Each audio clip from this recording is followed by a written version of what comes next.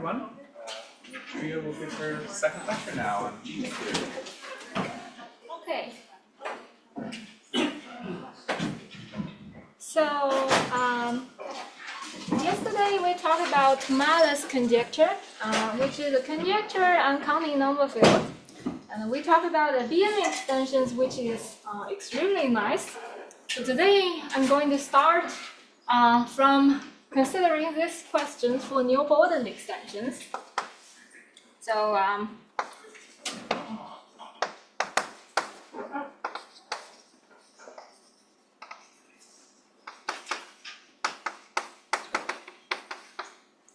to recall that yesterday we talked about any transitive permutation group. Look at the set of G extensions with this scalar group and with discriminant bounded by X. And the conjecture says that asymptotically, as X approaches to infinity, this should grow like some function where A and B are explicitly given, depending on the group and the base field.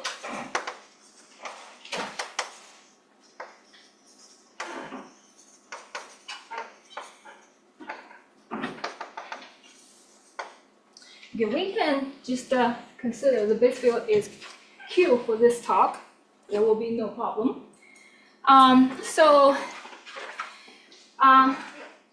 The nicest group beyond the abelian group is nilpotent groups.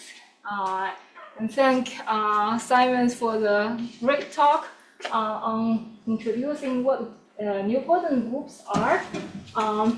And you probably heard the words Fertini and the word center 20 times during the talk, which is exactly the spirit of these groups. Okay, so this fantastic group property will be the main reason that Malus conjecture for these groups are particularly nice. And when we consider a Malus conjecture for a certain group, you can consider from two directions. One is from the upper bound, the other one is from the lower bound. Okay, so let's first start with the upper bound.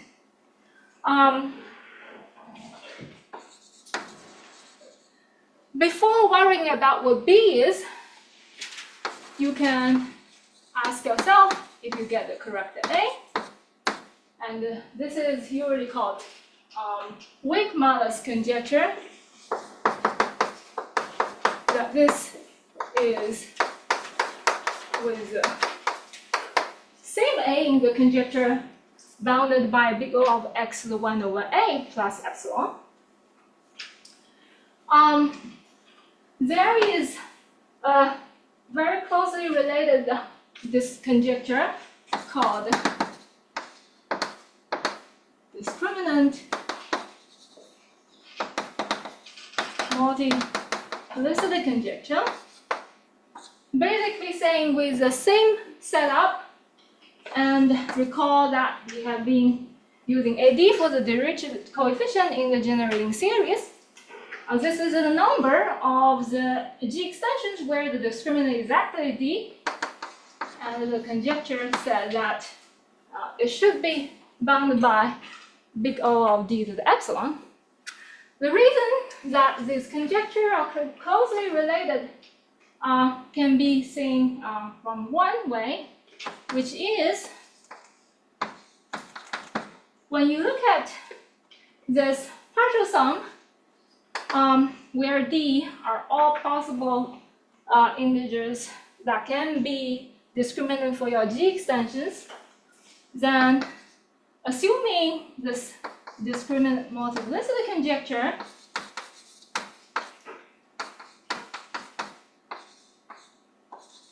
then the definition of A is exactly capturing the property of such integers in this way. And you just add it up in the most naive way. You get weak malus conjecture. Okay? And so that thing make you feel this is somewhat much stronger statement than weak malus conjecture, but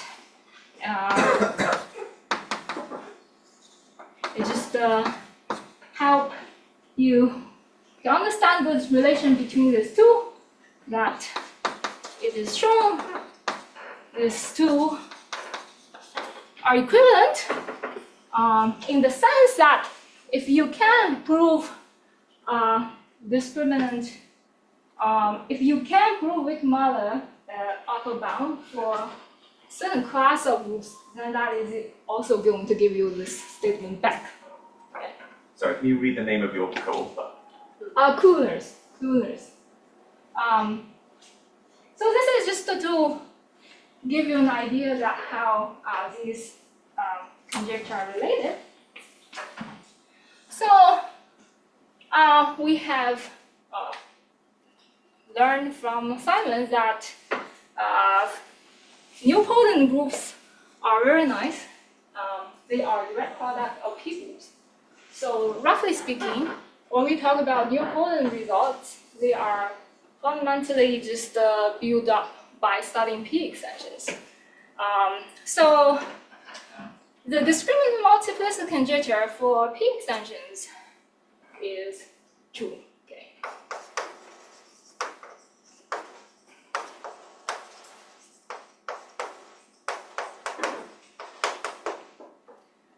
And it follows from a Y-line proof. Okay. Basically,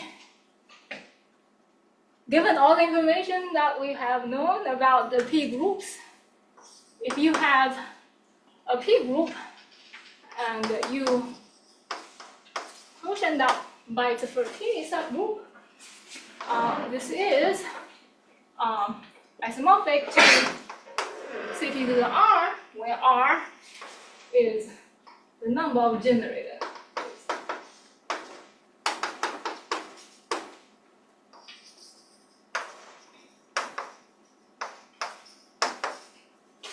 Of your P. Okay? So the maximal elementary abelian quotient for a nilpotent for a P group is well understood and corresponding to the information from abelian extension that we learned yesterday. That if you look at elementary, okay, so abelian, let's say, given a finite set S, and if you look at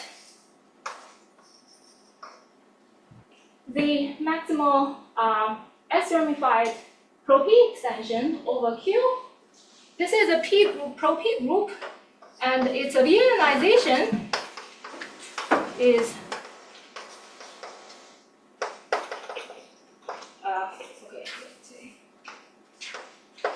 just this abelian pro-P quotient that we have learned yesterday. And the generator of this one is well understood. It's just the size of S. So in some sense, you understand the number of generators for this group pretty well. And that means for D, supported such S, the number AD is simply bounded by size of G to the size of S. Okay, so this is going to be a constant when your question is fixed, and that is this. Okay.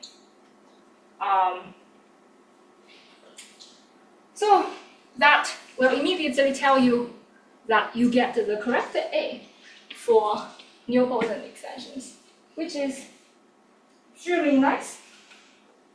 Okay.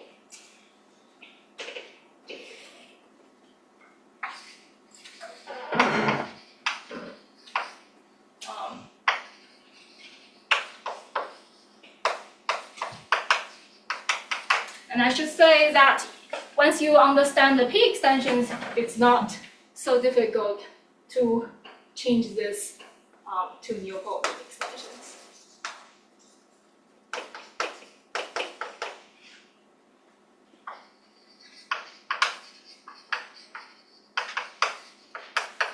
I should say that usually when people talk about Wigmala, it also includes the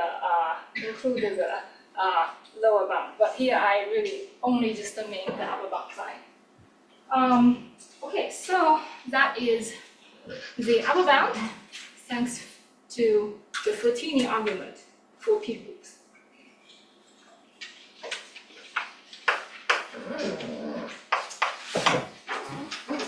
Next, let's look at the lower bound. So another keyword from Simon's talk is a lot of center. And basically the definition of the neopotent groups is the largest possible class of groups where you can build up from central extensions.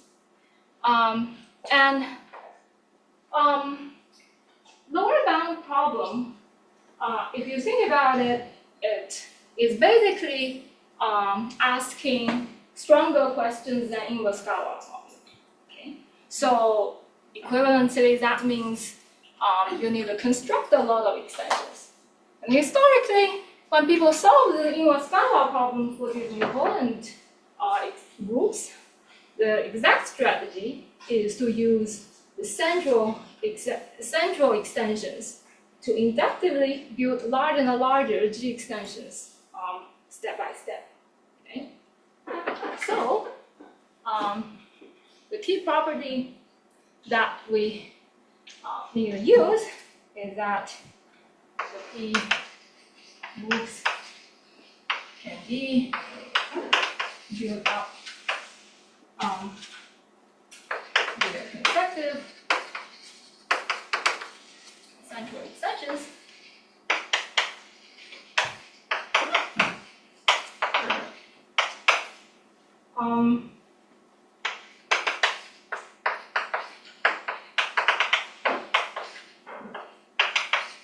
Where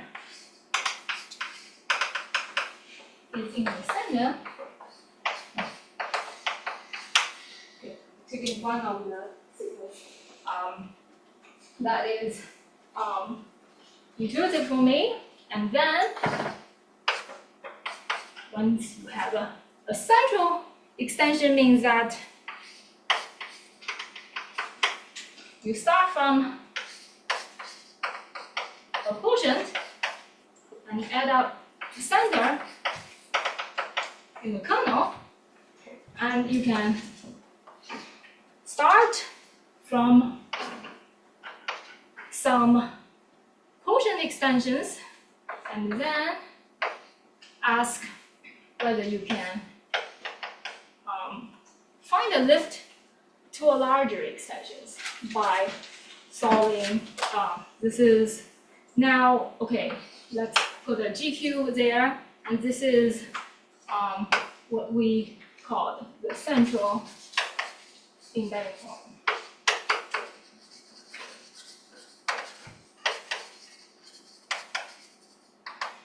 Okay, so this is the main tool to understand the existence. A particular nice property for those central embedding problem is if you split up, if you set up your filtration nicely, then this kind of sequence always satisfies what we call a local global principle. So you can solve this kind of embedding problem by studying local conditions. And the second nice property of central embedding problems is that once you find one solution, you immediately find a lot of solutions, which build up a lower bound for free. The reason is different solutions of this problem only differ by a twist from abelian this kernel extension over Q. You can say this from the setup, or you can just do it via a direct group theory argument. But that will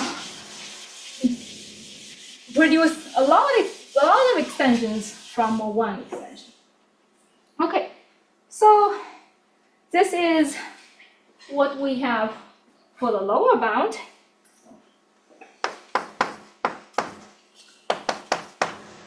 And if you combine what you know about the upper bound and what you know from the lower bound, what we know currently for these Newpollian extension modulus problem is, if you consider the Galois group, the Galois extensions, Galois Newpollian extensions, then you can get an upper bound that is with the correct A, maybe some larger B, where this is the correct B in the conjecture, and on the lower bound you will also get the correct A, but maybe some other B on the other end. Okay? And if you look at more general permutation representation, then you will still get the correct A. Not sure about if you get the correct B. And on the left-hand side, it might be a worse A, and then probably doesn't even matter what the B is. Okay. So, roughly speaking, if you are looking at the general situation, we know a lot about these Newpollian extensions. They have good bound from both sides, but our knowledge about the question is not perfect. Okay.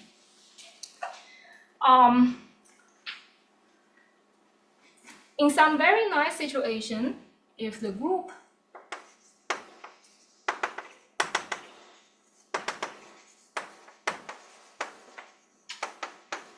the minimal index element, remember the index is what we call n minus the number of cycles in the definition of A, generate an abelian normal subgroup, non-trivial normal subgroup, then you actually get Malus conjecture that is true for all these extensions. Okay. So that is the situation where we know very well, and the main reason is such conditions give you a nice bound on how many inductions you need to do. So that essentially, when the steps become too many, the control is not so nice. So this is so far what we know about Newpollian extensions. I have a question. So here, the way you have written it, Gi plus 1 is the bigger group, right? Gi plus, okay, that is a perfect, thank you. Let's say Gi. We have to change the plus 1 with minus 1. Okay.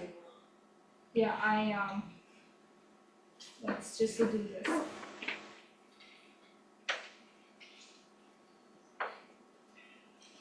Thank you.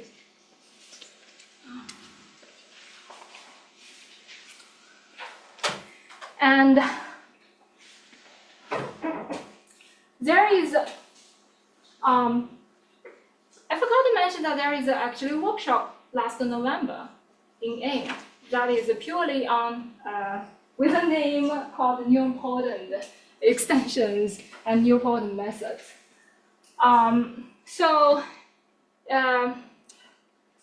Even though our understanding for this nilpotent extension distribution is not perfect, there is a vast difference between nilpotent extensions with other extensions. For example, the discriminant multiplex conjecture I mentioned does not hold for any, okay, I should not say it's not, we do not know it is true for any other group beyond nilpotent extension. So this is a set of groups where upper bound side we have perfect control, and that's it. Okay.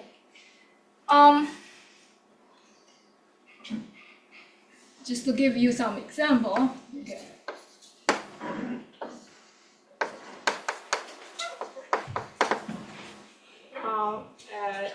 Simon just mentioned, if you look at even the smallest non-nilpotent extension,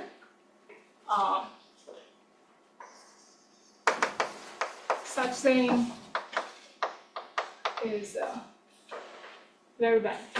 Okay, we don't know much. Okay. Very far from our expectation.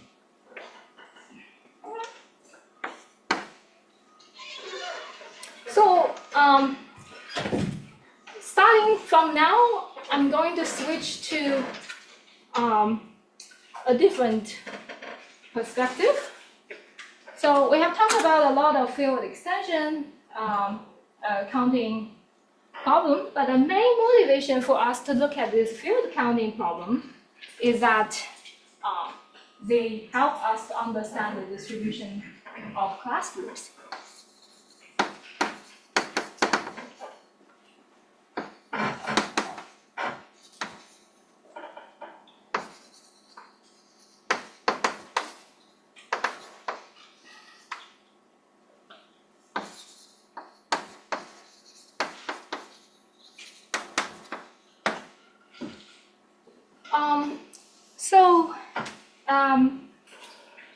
Here is the translation.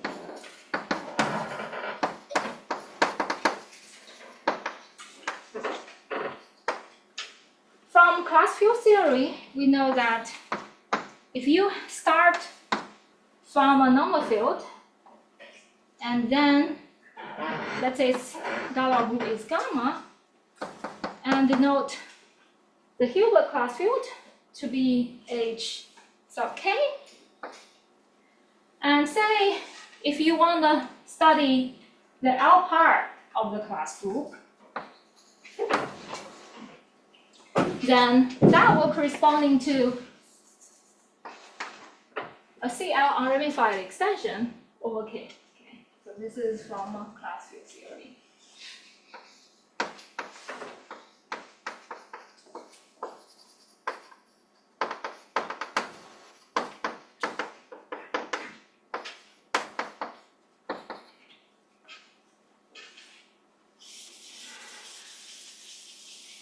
And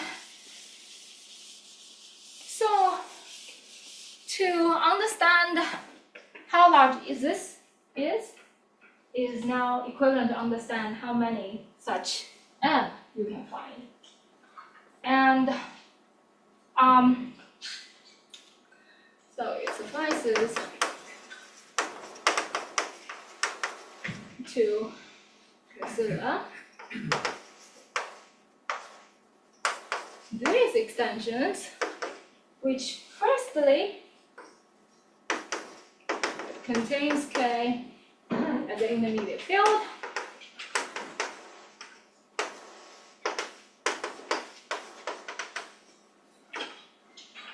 secondly its Galois group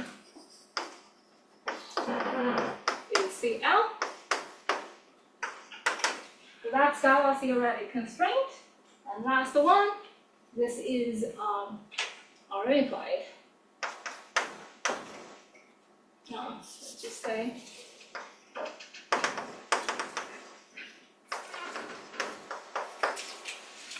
And if you combine the first condition and the second condition, you will be able to talk about the Galois group of M as a permutation group over Q.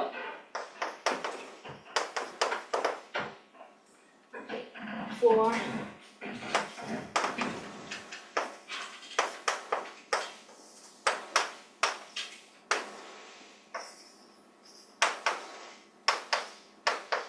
if you have, whenever you have a power of number field, M over K over Q, the Galois group for M as a permutation group is going to embed into the race product of the top Galois group with the bottom Galois group.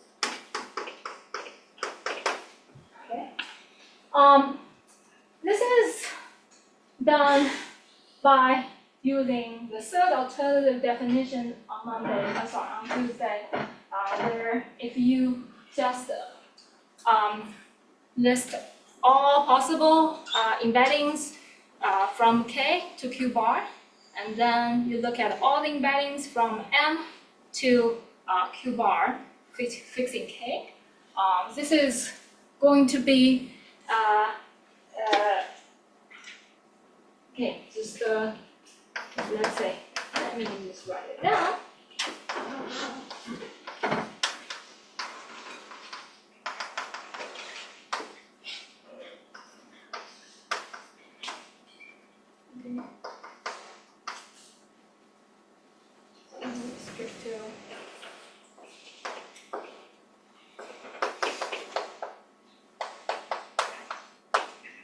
Then all the embeddings of M into Q bar can be identified as X cross Y.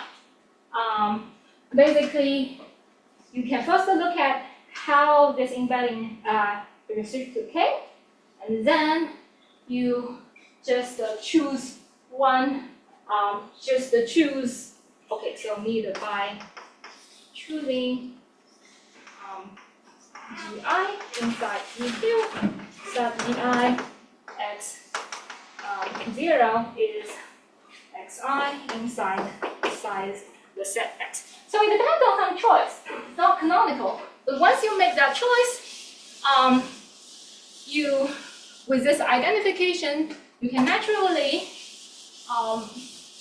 get a permutation action from GQ on this direct product. And so the Galois group is a Rees product. It's not an arbitrary permutation. Reason basically is that when you permute this set, all the element starting from a fixed X as a whole block is moved to another whole block. And that is just exactly what Rees product is saying. Okay? So it is very useful, this simple Galois theoretic effect. This is giving you the universe for this Galois group. It also have other constraint that this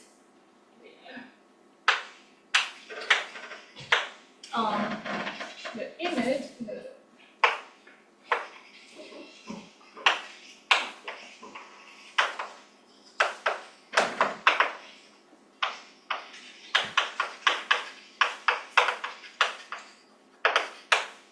It didn't need to be surjective on this side just because GQ act it should exactly capture all the permutation for the K embedding.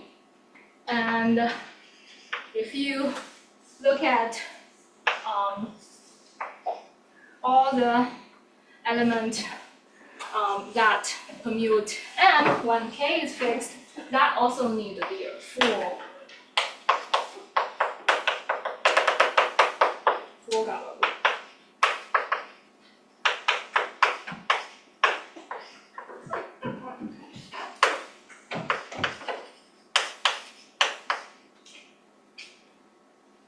This It's one. running a little bigger.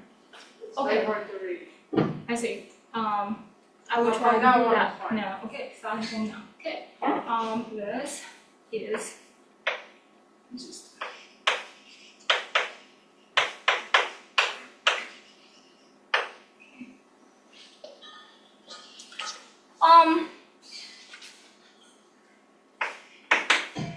so if you just impose all these conditions on this permutation group, you will get a finite list of possible Galois groups. And the most interesting condition is this is unramified. Okay.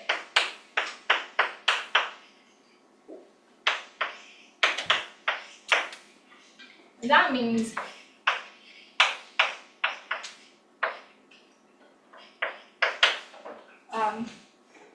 to the degree.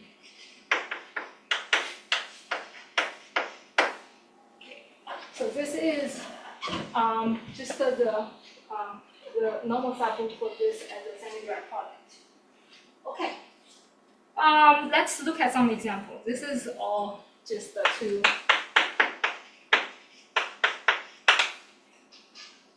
Looks to be really bizarre. Okay. Let's just take gamma SE2 as an example. Okay, let's say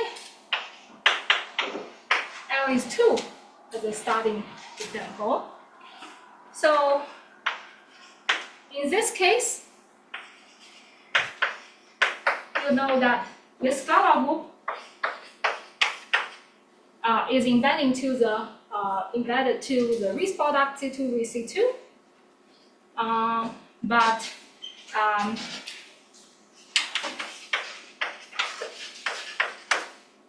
the inertial group intersect with the kernel is trivial, just means if this is the element inside the inertial group, after squaring it,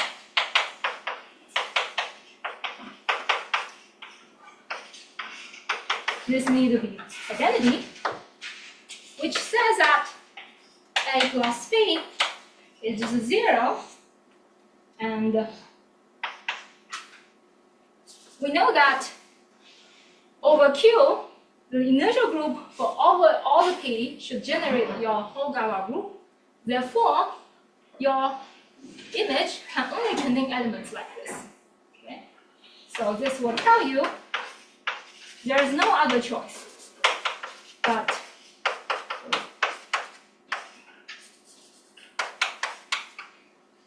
the for in Simon's language, which is C2 dot C2.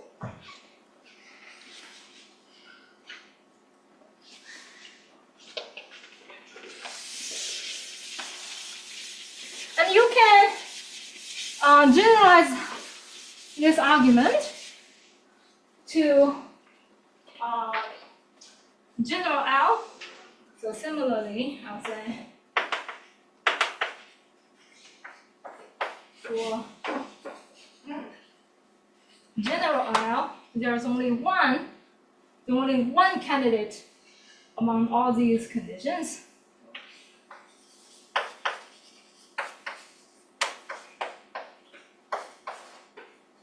Which is dihedral group with order 2 times L.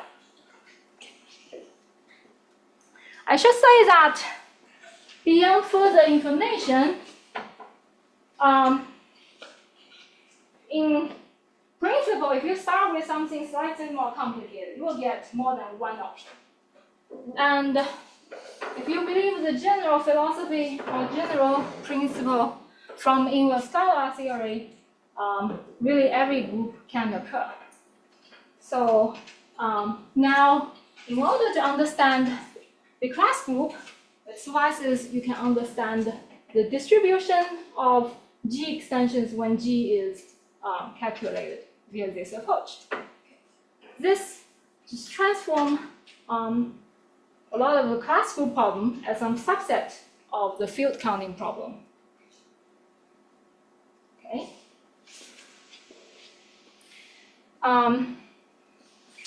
The crucial property that we have been using is this one, and that the GABA group is completely generated by inertial group, and this is usually called the mutable in many papers in this direction.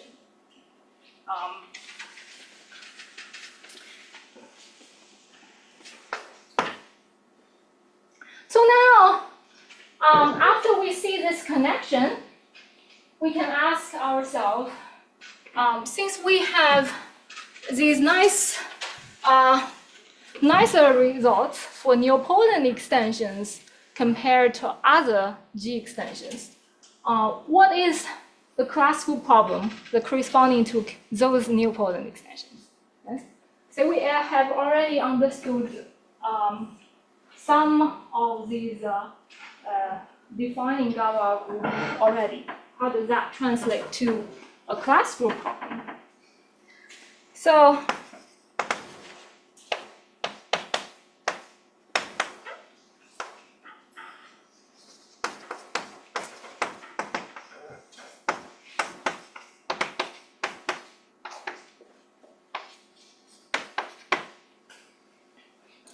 and if you think about it, there's only one way this can be realized, which is when your starting extension is a P extension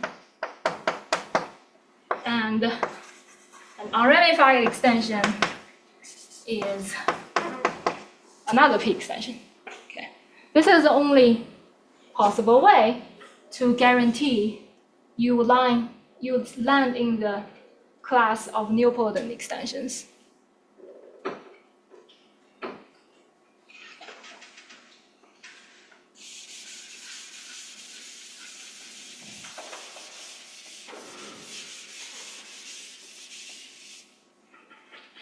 And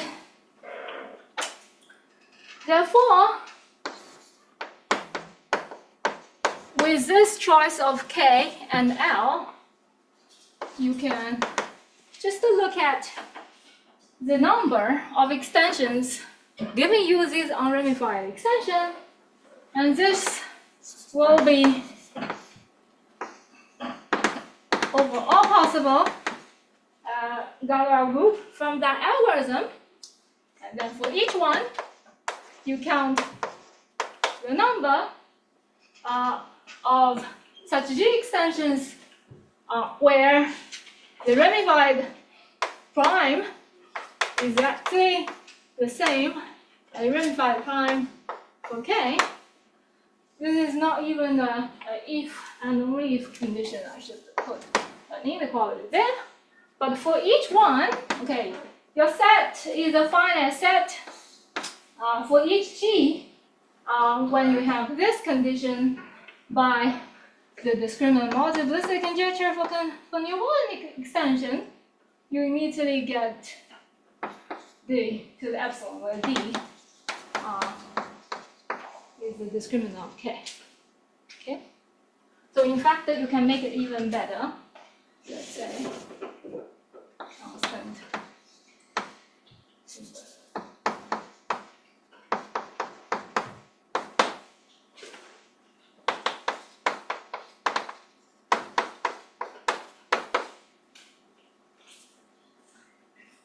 Okay, so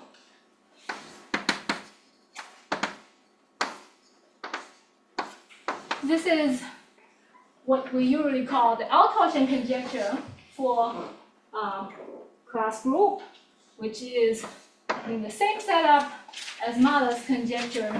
No matter what L you pick, the conjecture says it should be bounded by discriminant to the epsilon, but just like the discriminant multiplicity is, we only have this limited understanding for Neopolitan extensions for the same for this particular conjecture. This is also the only place where we have the perfect understanding. Okay. So Now, when you have a bound as good as this, you can ask yourself, okay, maybe this question is not that much. We have a bound on it that is so nice. Can we get better bound from the upper side? And can we get a lower bound for the same question?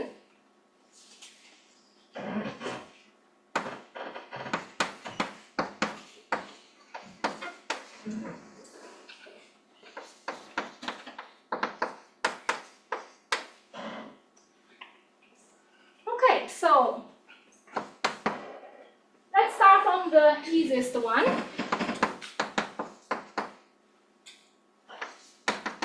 You look at the quadratic extension, when L equals to 2, then as we have seen there are only one admissible Galois groups for this class group problem, and that is C2 cross C2. But we understand the C2 cross C2 extension over Q so well.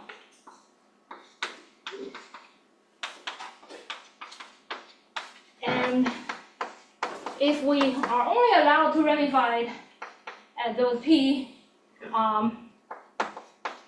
that is already ramified in K, then you just need to construct these maps from this universe of a Abelian extension to your Galois group.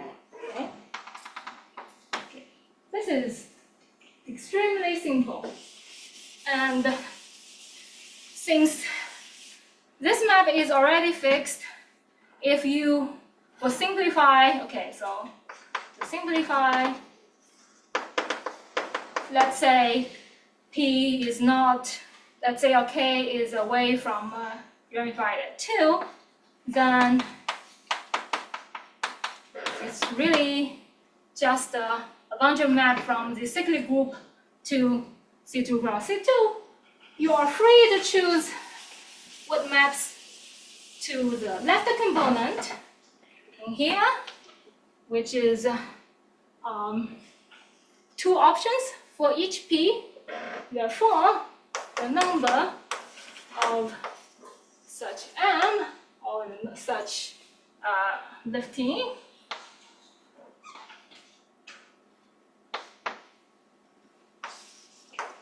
is just 2 to the number of ramified prime. And you also need to divide by 2 because there are, for each, you can have an automorphism divided by 2 due to this automorphism C2 of this quotient, which is 2, and this is 2 to the number of ramified prime minus 1. Okay, I need to be really careful that so far we have never talked about what happens at infinity, but this is if you are happy about narrow class group already, then this is giving you the Genus theory for quadratic field. Okay, so you can generalize to study the class group, the 2 class groups, replacing this by replacing this with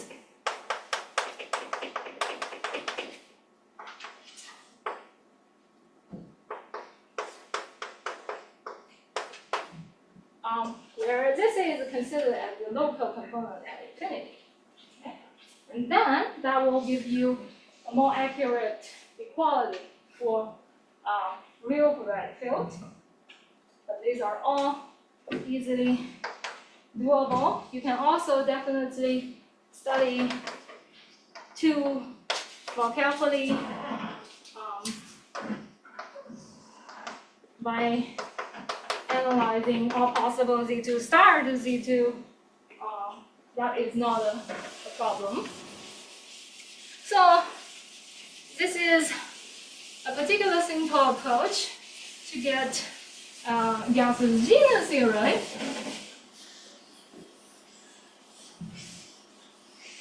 And the next setup will be, next possible simple setup is for the same Gala group when you have L equals 4.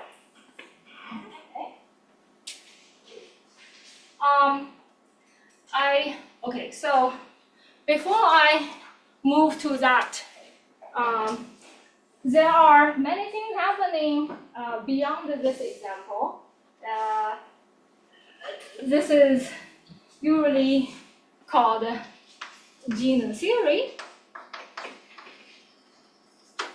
where it gives you the size of the genus field.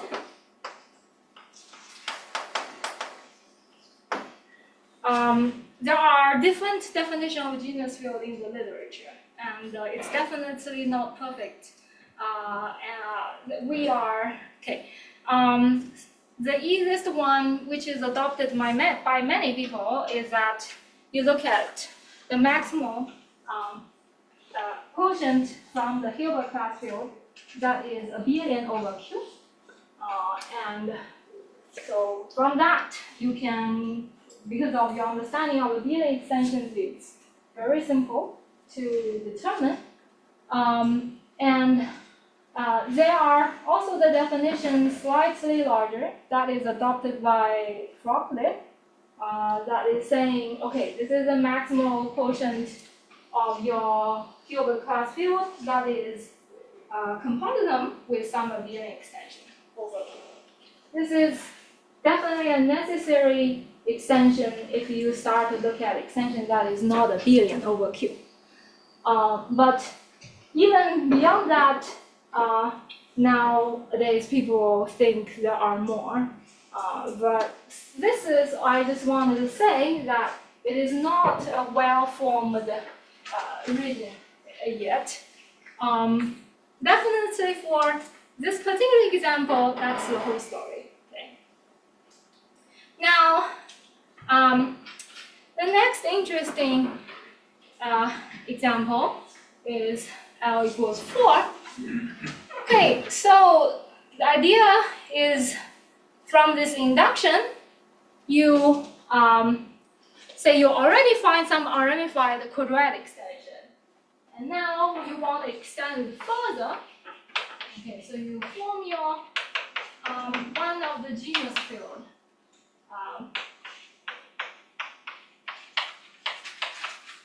And D4 is guaranteed by the study of these miserable Galois groups. That's the only option.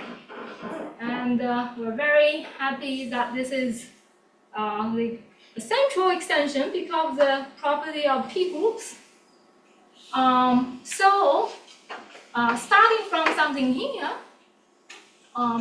you can ask yourself whether you can lift it here. And the lifting is the obstruction lies inside some class when you consider this. Okay, maybe let me make sure we talk about the field in this way I want. This is the C4. This is your one of the genus field, and the whole thing is D. Okay, so then you can apply inflation restriction to this. Surely you get sequence of value where C2 is your module. Okay, this is C2.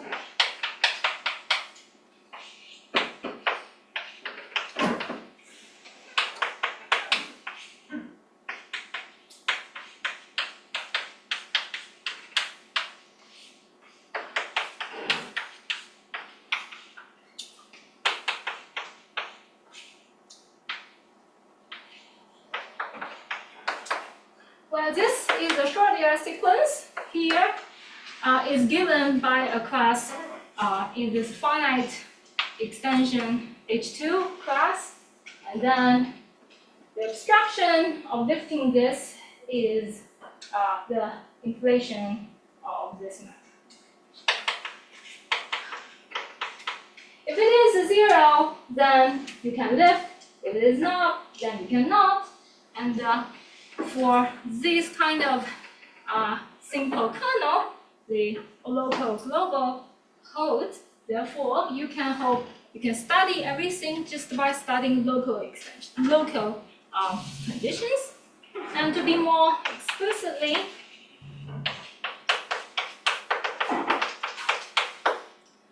the local condition for this particular problem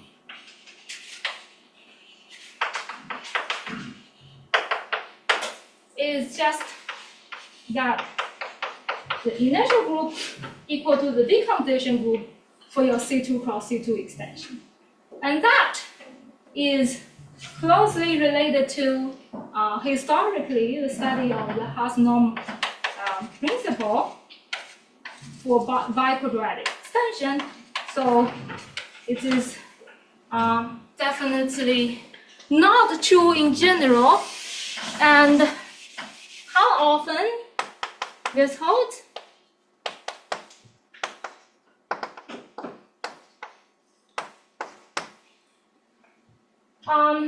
It does not hold always, but if you just write down all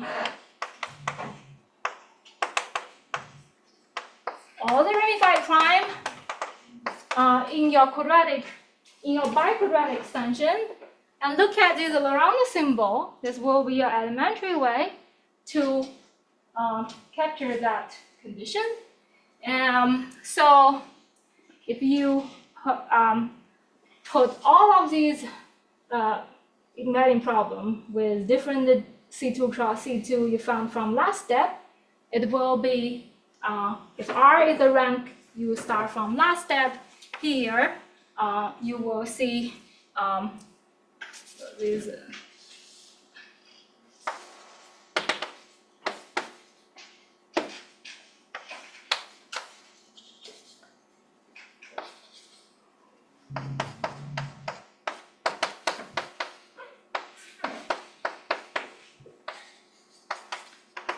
And the equidistribution of such symbols will give you the randomness for this matrix.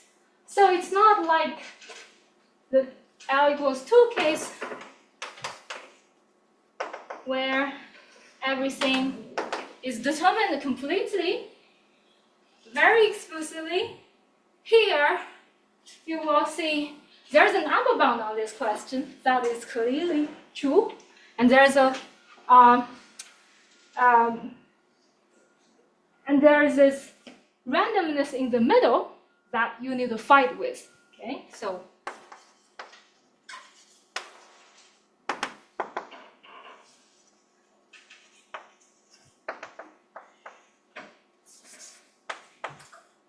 as I would say, this is a randomness showing up, but in some sense bounded. Okay, this is exactly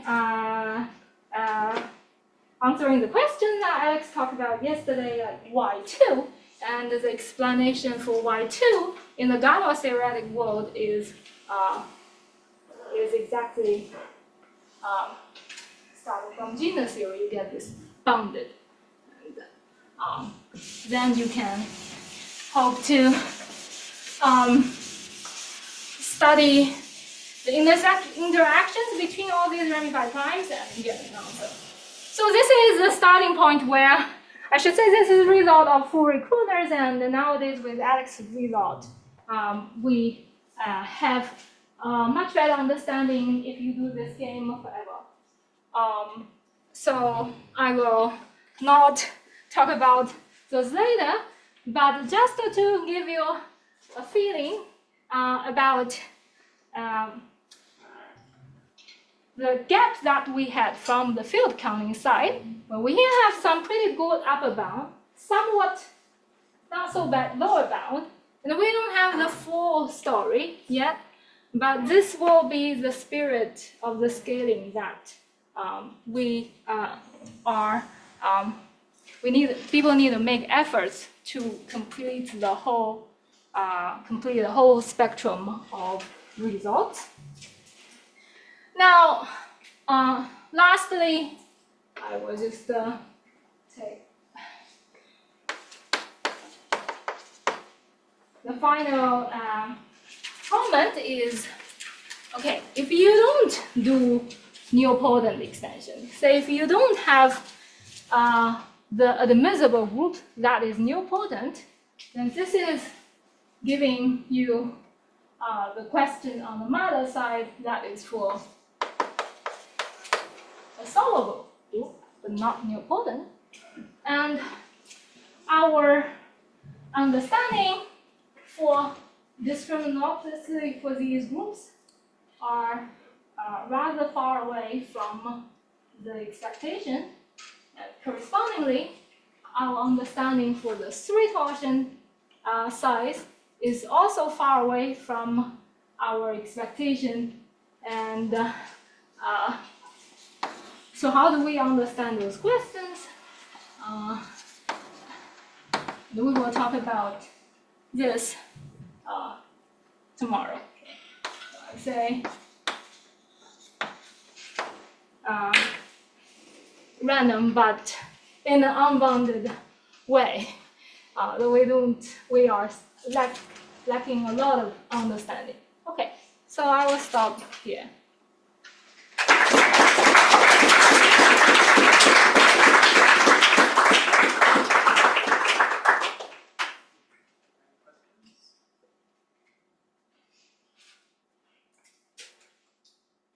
So, in the very beginning, you mentioned in the nilpotent case, we have this nice thing where the existence of one extension gives a bunch of extensions. Does such a technique also work in the function field case? In function field, you almost okay. So all these things that I said today is not going to be so sensitive between number field and the function field. They're all are consequence of this group theoretic property of neopotent groups. So fundamentally, things are so nice for neopotent extensions are because there's a group structure. And that is universal. Like no matter what field, any field in the universe which should follow this. Like no matter what kind of class field theory you can imagine. That is just from very basic principle.